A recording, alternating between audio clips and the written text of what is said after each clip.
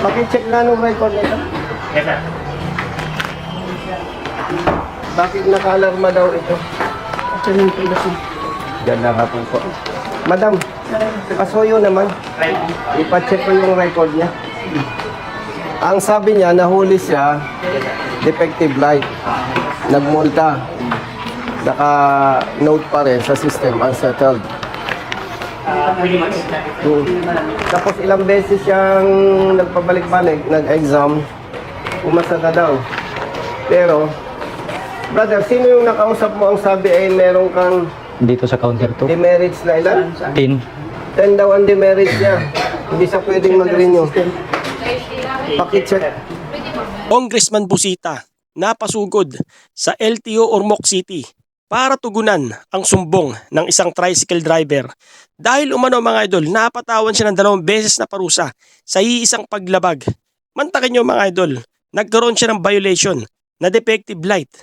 Pero sa hindi malamang dahilan, napatawan siya ng 2 beses na parusa na kailangan niya mag-exam at kung hindi siya makakapag-renew. Kaano naman kasakit yun mga idol? Napakalaking abala at patay pa ang hanap buhay mo. Kaya ito ang inaksyonan ni Colonel Busita. Kaya tara, sabay-sabay nating panoorin ang may init na eksena ukol dito. Good afternoon po. Sir, si Sir Armando po ba ito? Opo, sir. Opo.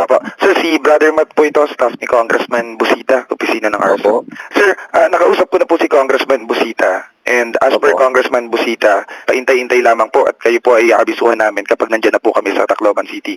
Ano po? Opo, maraming salamat. Salamat po, sir. At ingat po kayo, sir. Update lang. Opo, maraming Okay po. salamat. Bye-bye po. Bye-bye po. Bye-bye. The next day. Dito tayo, brother. Alvin. Nandun na si ano? Oo, pinapunta ni Director. Yes, may ano lang kami, may short meeting lang kami. Hindi lang ako sinana, sir. Yung assistant ko na kanto. Okay. Ikaw ang district officer. Sino pinapunta mo doon, Yung madam? assistant ko, yung chief sa law enforcement. Chief sa law enforcement. Ay, very good. Okay naman. Importante yung knowledgeable doon sa... Sa pagkata-apprehend. Madam, by the way, wala naman personal issue ito. As part of my advocacy, naka-record tayo. Okay. I-check ko lang to at tumawag sa opisina. Nakaalis na po yung ano mo, assistant chief. Hindi na po. Okay. Wala. Ito, madam, tricycle driver. Nag-uwi siya na ulit, sir. Amenable siya doon sa violation, defective light. Ang problema, madam, nagbayad na siya, Hindi pa rin alam. hindi pa raw lifted. Tapos, gusto kong malaman, bakit pinag-exam siya? Yung ba ay kasama sa policy? Ang sa system, iya ko na kami yung napapamili siya ng more than 10 demerits. Pag more than 10 demerits, sir, kailangan mag-exam ng reorientation. Tapos, mag-exam din siya online. Pakitingin nga, brother, kung madam, kung ano yung, saan ang galing yung demerits points niya. Nilagin ko Ilang yung beses siya naghuli? Ilang beses ka huli? Ilang huli? Bakit sa mga dalawa yung violation. 8 demerit points. Kasi ang violation na isa sir na. Defective parts. Oh. 5. Hindi ko lang alam kung ano yung paano mo siya sa POP. Naman din ako. Lapit yung Teka, Oh, di, sa cellphone nila. 2 beses siyang chinards. Isang offense, 2 beses siyang na-charge at 2 beses siyang binigyan ng 5 demerits. Madam, please check.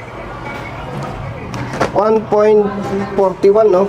Operating the units with defective parts. Nasa cellphone.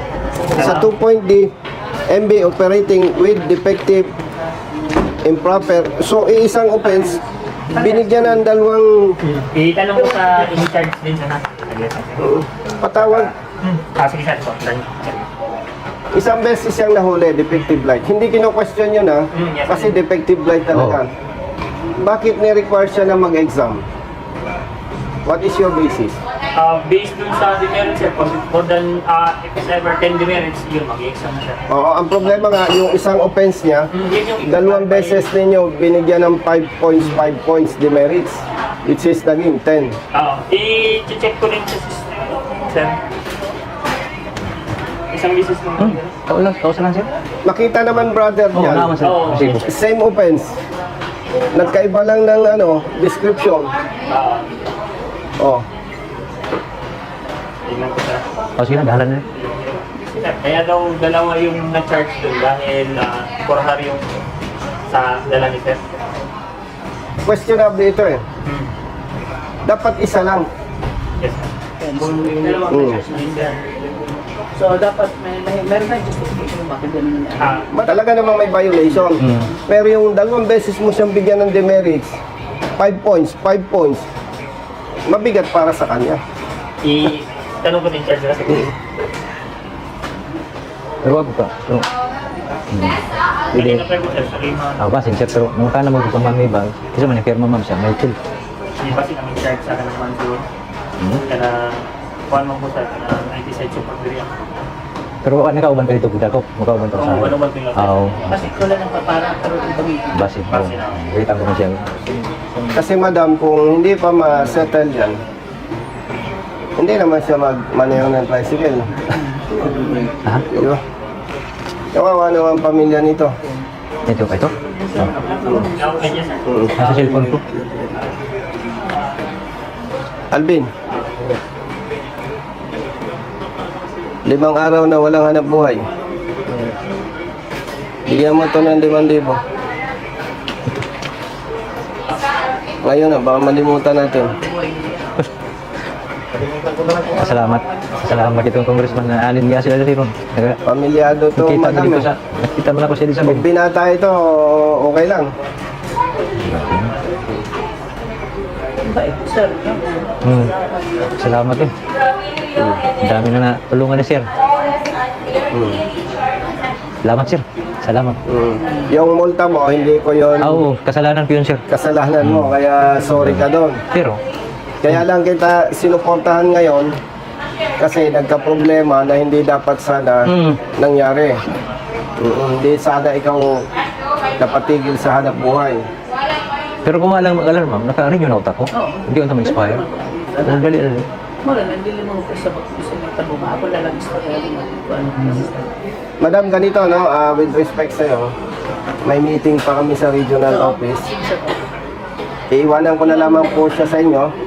Tapos, pag na-settle ito, mabalik na sa iyo yung lisensya, matulungan ka sa renewal, update mo na lang kami. Oh, sige. Ano po? Sige, sir. Salamat. Speaking lang. Salamat po Sige, sir. sa oras.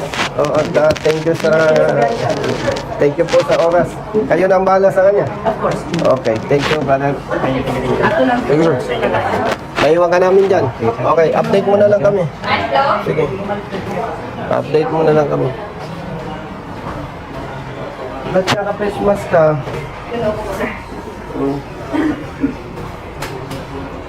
Parang may discrimination din dito. Tawagan mo si Hepe. Hepe!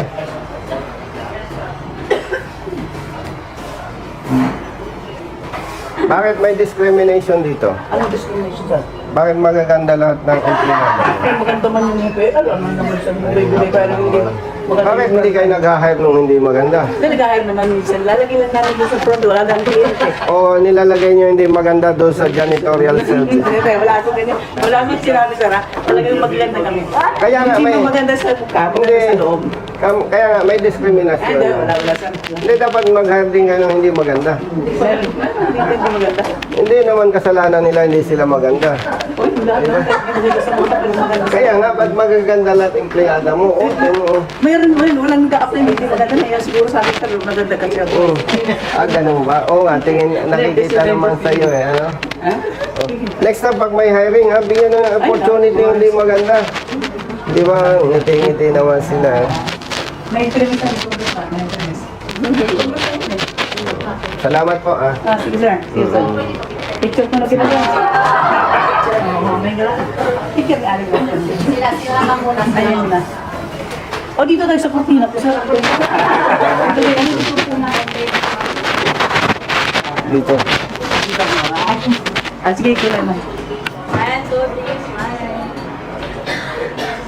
Thank you. Thank you po. O, dito tayo. Wow, Picture niyo yung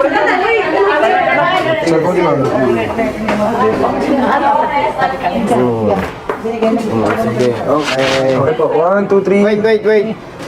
Yung gwapo sa likod. Wait lang po, natin. Ma'am, join ka sa amin.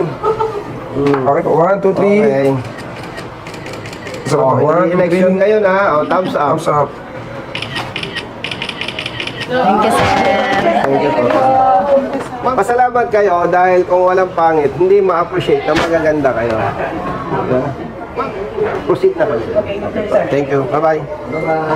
O, inalis mo na yung face mask mo. Brother, diyan ka na.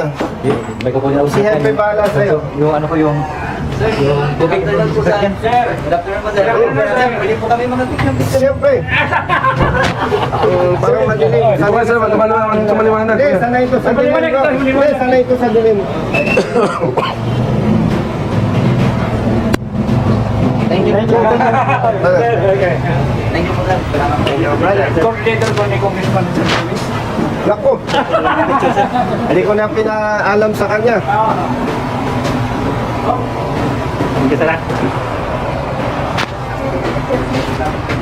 Kaya na-picture ko sa ano.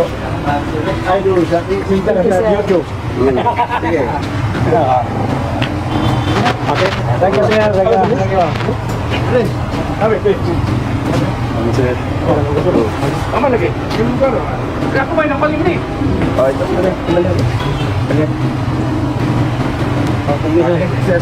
Agad. Wow, 1, 2, 3. Okay. Okay. Thank you. Okay. Thank you, brother.